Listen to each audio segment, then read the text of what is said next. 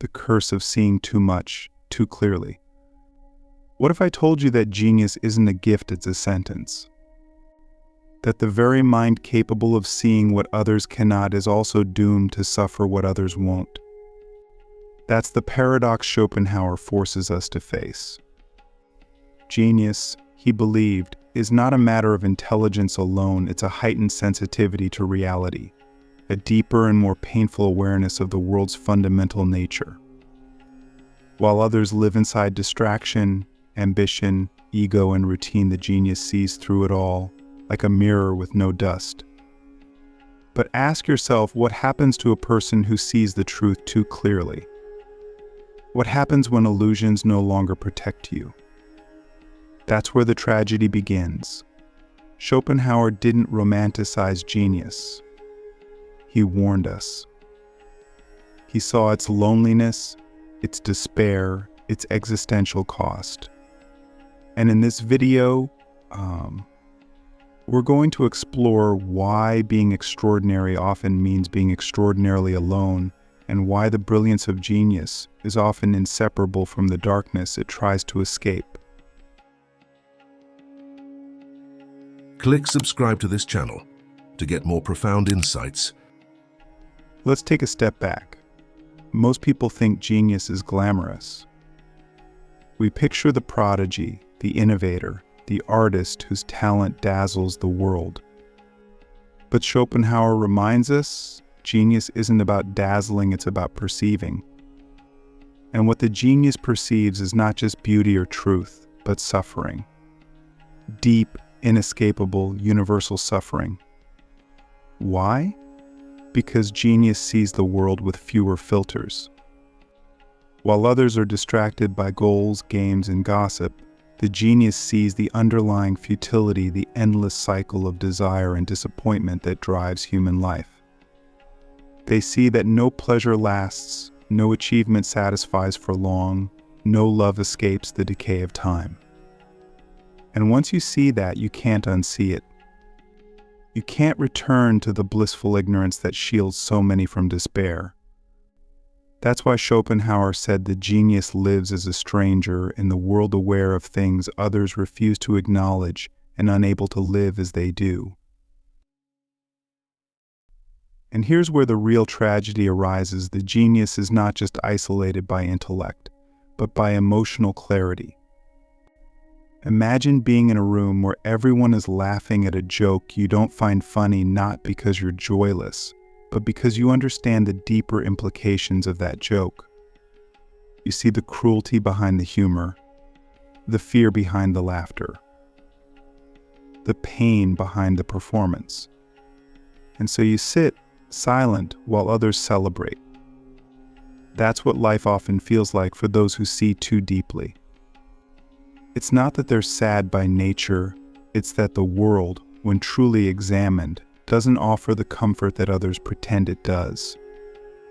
And so the genius turns inward, withdraws, not out of arrogance, but out of exhaustion, out of a sense that the world cannot meet them where they are. And here's the question you must ask. Have you ever felt that, like you see something others don't, and instead of feeling powerful, you feel alone?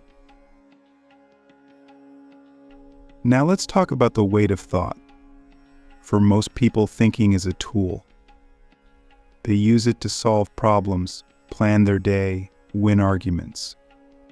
But for the genius, thought is not a tool, it's a storm. It doesn't turn off. It doesn't rest. It loops, spirals, dives into depths that others never reach. Schopenhauer believed that genius was often accompanied by melancholy because the mind of the genius is constantly confronting the absurdity and fragility of existence.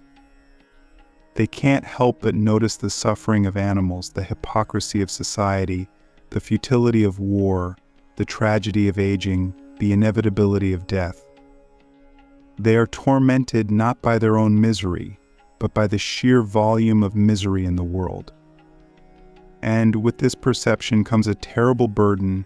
What do you do with knowledge that can't be changed? What do you do when you see the architecture of suffering but have no power to dismantle it? That is the inner world of the genius, not just brilliant, but haunted. Schopenhauer's genius was that he didn't just describe this suffering, he framed it as universal. He believed that life itself was a mistake, a blind striving of the will, an irrational, unconscious force that compels us to live, to desire, to struggle, without any final satisfaction. And the genius, because of their heightened perception, is more aware of this will and more tormented by it. Where others chase success or pleasure or praise, the genius sees the pattern: desire, fulfillment, boredom, desire, failure, despair, desire, repetition, decay. And this cycle becomes unbearable once it is seen clearly. That's why Schopenhauer warned that genius does not lead to happiness. In fact, it leads away from it. Because happiness as we know it requires a certain blindness, a willingness to play the game, to believe the illusion. And the genius can't do that not because they don't want to, but because their mind won't let them. Which brings us to a piercing insight: the more lucid you are, the more tragic life may appear. That's not pessimism, that's clarity. And yet here's the paradox. Out of that very clarity, the genius often creates beauty, art, music, philosophy. These are not escapes, they are acts of transformation. The genius takes the unbearable and turns it into something that speaks, something that connects, something that, if only for a moment, relieves the weight of existence. And that's the irony Schopenhauer hints at, but doesn't fully resolve. The very suffering that isolates the genius is also the source of their contribution to the world. They suffer more, yes, but in their suffering, they create something that helps the rest of us suffer a little less. So here's a question to sit with. Is the price of genius, this deep and constant confrontation with truth, worth it? Well, if it leads to beauty that others can feel but never fully understand? And now we must talk about solitude. Because for Schopenhauer, solitude wasn't just a lifestyle, it was a necessity. Genius, he said, requires it. Why? Because the noise of the world drowns out the voice of insight. Because the distractions of society pull the mind away from truth. Because the genius must think, must reflect, must dive deep into the abyss of existence, and that can't be done in a crowd. But solitude, while essential, is also dangerous. It can turn into isolation, into madness, into despair. And this again is the tragic side of genius. The very conditions that allow for brilliance also breed suffering. The genius is both elevated and exiled, revered and misunderstood, celebrated in public, tormented in private. And so we arrive at the dilemma: how do you live with a mind that sees too much? How do you carry a light that blinds even you? The beautiful burden, why genius creates what it cannot escape. There's a strange paradox at the heart of genius. What torments it is also what compels it to create. The burden of seeing too deeply, feeling too much, thinking too obsessively, it doesn't go away. It can't be silenced, but it can be transformed. And that's where the genius begins to build instead of break. Schopenhauer believed that art, music, philosophy, these weren't hobbies or talents. They were acts of survival. When the will, the blind force inside us, is too powerful, too chaotic, too painful, the genius finds refuge in creation, not to escape life, but to make sense of it, and to give form to the formless, to turn suffering into structure. And that's the beautiful burden. The genius is not free from pain, but they do have the ability to shape it, to express it, to elevate it. But here's the haunting truth: what they create never saves them. It saves us. Let's unpack that. The artist writes the book that moves millions, but still feels alone in a room full of people. The philosopher unravels the nature of existence but lies awake at night, unable to find peace. The composer writes music that heals others, but cannot quiet the dissonance within. This is the split Schopenhauer knew all too well. Genius gives to the world what it cannot give to itself. It creates beauty out of tragedy, but remains bound to the tragedy. Why? Because the act of creation doesn't erase the perception, it intensifies it. The more you bring forth from your inner world, the more aware you become of its depths. And those depths are rarely comforting. So the genius lives between two worlds, the world of others, which they serve through their work, and the world within, which they must navigate alone. And that loneliness is not just emotional, it's existential. Most people live within a shared reality. They agree, more or less, on what matters: success, love, recognition, pleasure, routine. But the genius often finds these things hollow. Not because they are broken, but because they are awake. They ask what others avoid. They stare into the silence between words, the absurdity behind rituals, the emptiness behind applause. They don't just want to live, they want to understand. And in that quest, they often find themselves unable to join the dance of life. Not because they don't want to, but because they hear a different rhythm, feel a different tempo. And so the genius becomes a kind of outsider, not rejected by the world, but isolated by perception. And that's why Schopenhauer's warning still matters: genius is not a gift with no cost. It is a light that also burns. But here's the strange grace of it all. The genius doesn't need to be understood to be useful. In fact, their greatest works often come from being misunderstood. Because what they create isn't merely expression, it's translation. They take the unspoken, the invisible, the unbearable, and translate it into something others can feel. That's why their work resonates. Because even if we can't see what they see, we feel what they feel. Their pain becomes our insight. Their clarity becomes our reflection. Their burden becomes our mirror. And that's the unspeakable beauty of the genius. They carry the weight so we don't have to. They go to the edge so we can stay in the center. They suffer consciously so we can suffer less blindly. But again, ask yourself, what does it mean to admire a genius's work while ignoring their pain? Are we celebrating their creation or consuming their wound? Let's now turn to Schopenhauer's specific view on aesthetics, because for him, art wasn't entertainment. It was transcendence. It was the only real escape from the tyranny of the will. Why? Because in the act of pure contemplation, when we are absorbed in a painting, a symphony, a poem, we forget ourselves. We forget our striving, our hunger, our identity. We become, for a moment, what he called pure subject, detached from desire, free from suffering. And while this moment is brief, it is real. It's the only time we stop wanting and start being. And who creates these moments for the world? The genius, the artist, the one who suffers most deeply, yet builds the very structures where others can find peace. So the tragedy deepens. The one who gives us relief is the one who cannot find it themselves. Because to create that moment of clarity, they must first live in the storm.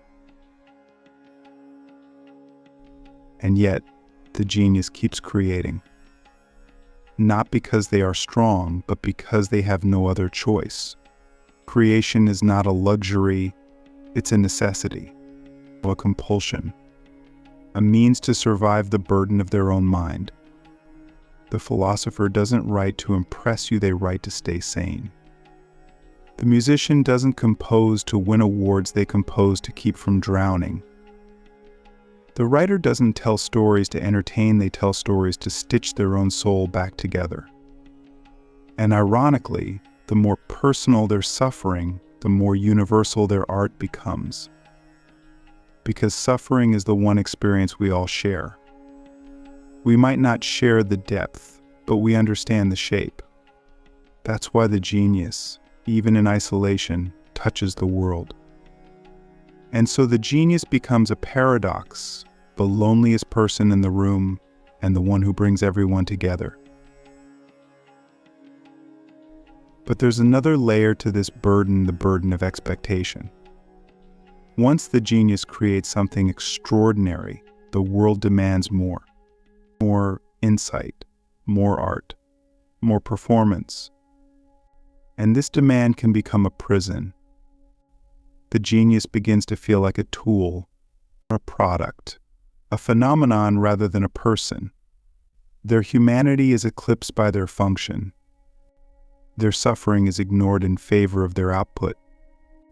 And slowly they begin to fracture. Because the very thing that made them special also made them fragile. And instead of being protected, they are exposed. And instead of being understood, they are used. And instead of being loved, they are admired at a distance, through the safety of a screen, a stage, a page.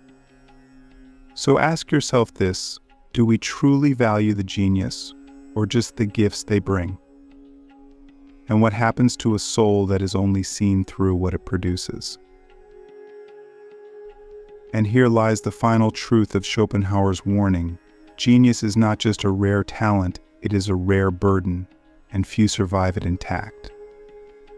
Not because they lack strength, but because the weight they carry is invisible to the rest of us. And yet, we need them. We need their pain, their insight, their beauty. We need their ability to see through the fog and bring back something luminous. But perhaps what we need even more is a new way of seeing them, not just as creators of content, but as carriers of consciousness. Not just as minds to admire, but as hearts that ache. Because only then can we begin to understand the true cost of what they give us. And only then can we begin to ask, how do we care for those who carry the light, even as it burns them from within? When the light becomes a cage, how society destroys the genius it worships. There's a haunting irony in how society treats its geniuses. We worship them, quote them, build monuments in their names, but rarely do we understand them. We shine spotlights on their brilliance, yet ignore the shadows cast by their suffering. And slowly, almost invisibly, we turn their light into a cage. We demand more of their minds, more of their vision, more of their soul, until they have nothing left to give. Not because we are evil, but because we are unconscious. We forget that behind every genius is a human being, fragile, often tormented, often alone. And Schopenhauer saw this coming. He warned us that society has a strange relationship with genius. We revere it when it suits us, and reject it when it challenges us. The very minds that elevate culture are the ones most likely to be misunderstood, misused, and eventually broken by it. Let's look at why. Society by nature prefers order, predictability, consensus. But genius disrupts that. It questions the unquestioned.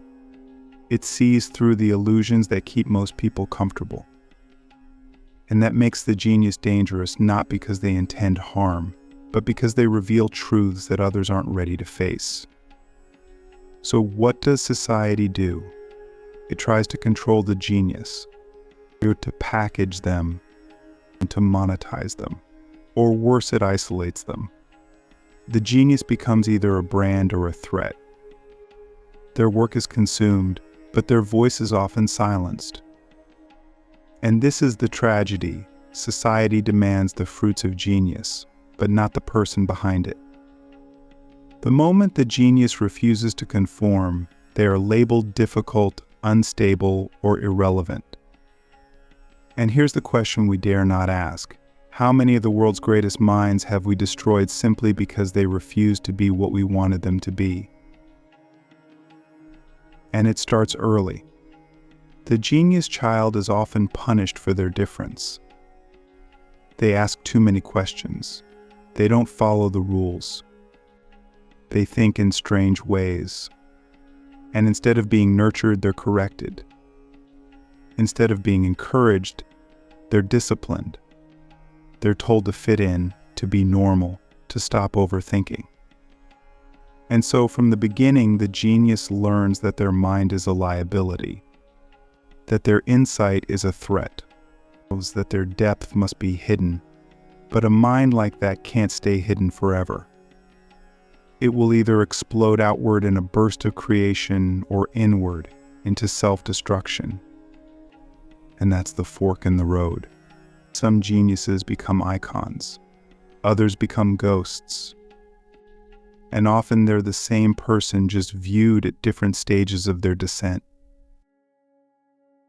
Schopenhauer knew this decay intimately. He wrote about how the genius is like a man standing alone on a high tower from which he sees things that others cannot. But what he didn't say is this: the higher you see, the harder it is to speak, because language itself becomes a barrier. How do you explain the architecture of suffering to someone who's never seen it? How do you articulate beauty so pure that it hurts? Often you can't. So the genius speaks in symbols, in metaphors, in music, in silence. And even then, they are often misunderstood. And that misunderstanding, when repeated enough, turns into alienation. The genius begins to internalize the idea that they are wrong, that their perception is flawed, that their difference is a defect. And in that moment, society doesn't need to destroy them. They begin to destroy themselves. But here's where the story takes a turn. Because some geniuses, instead of collapsing under this pressure, use it to forge something unshakable. They turn the cage into a crucible. They let the misunderstanding fuel their clarity. They stop trying to be accepted and start living authentically. They detach from the noise of public opinion and retreat into solitude, into focus, into art. And from that retreat emerges something rare, the genius who survives. Not just intellectually, but spiritually. The genius who no longer bends to the crowd, but shapes their own path. Who gives not because it's expected, but because it's truthful. These are the ones we remember not because they were loved, but because they were real. They didn't seek validation. They sought understanding, and when they couldn't find it, they built worlds where others could. But even then, the pain never leaves. The light never stops burning. The burden never fully lifts. Because deep down, the genius knows something no applause can erase. Creation does not cure the ache. It gives it form, yes, it gives it meaning. But it doesn't remove it. The ache is part of the gift, part of the insight, part of the cost. And Schopenhauer, perhaps more than any other philosopher, wanted us to see that cost, not to glorify it, but to honor it. To stop treating genius like a spectacle and start treating it like a sacred obligation. Because if we don't, we'll keep repeating the same mistake. We'll keep building statues of people we once ignored. We'll keep quoting minds we never listened to while they were alive. We'll keep consuming the creations of those whose pain we never acknowledged. So here's the final question, the one that matters most. What would it look like to create a world where genius is not just admired but protected? Where the sensitive are not silenced but supported? Where the thinkers, the dreamers, the seers are not exiled but embraced? Not because they make us feel good, but because they make us feel. Because they open doors we didn't know existed. Because they remind us that life is not just about surviving, but about understanding. About transforming suffering into insight. About seeing clearly even when it hurts. And maybe, just maybe, that's the real purpose of genius, not to escape the world, but to reveal it. Not to rise above suffering, but to make it speak. Not to be worshipped, but to be understood. Schopenhauer didn't want us to envy the genius. He wanted us to listen to them, to recognize the tragedy behind their brilliance, to see that their light is not a spotlight, it's a signal, a warning, a cry, a gift. And if we can learn to receive that gift with reverence, not possession, we might just become wiser ourselves. Not geniuses, perhaps, but better witnesses, better friends, better humans. Because in the end, the tragedy of genius is not that it suffers. The tragedy is that we ignore its suffering until it's too late.